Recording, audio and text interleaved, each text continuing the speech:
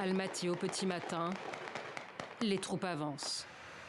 Le pouvoir veut reprendre la main par la force dans la plus grande ville du Kazakhstan, où le mouvement de colère provoqué par une augmentation des prix du gaz a viré à l'émeute et au chaos. Malgré la répression, certains n'hésitent pas à dire encore tout haut ce qu'ils pensent. Je n'ai pas peur, j'ai déjà vécu ma fichue de vie. C'est pour mes enfants maintenant.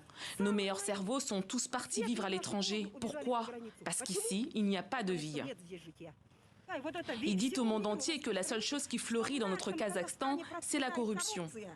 Mercredi, en dépit du limogeage du gouvernement et de l'annonce d'une baisse du prix du litre de gaz pour calmer les esprits, les manifestants ont pris d'assaut des sièges des forces de l'ordre et incendié plusieurs bâtiments administratifs, dont la mairie.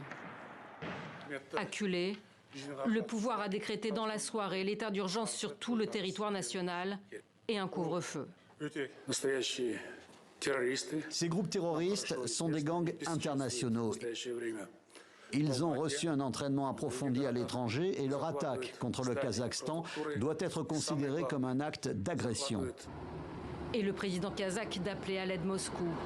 Après le Bélarus, le Kremlin vient au secours d'une autre de ses anciennes républiques, envoie des blindés et des hommes. La Russie et ses alliés resteront officiellement jusqu'à ce que la situation se stabilise.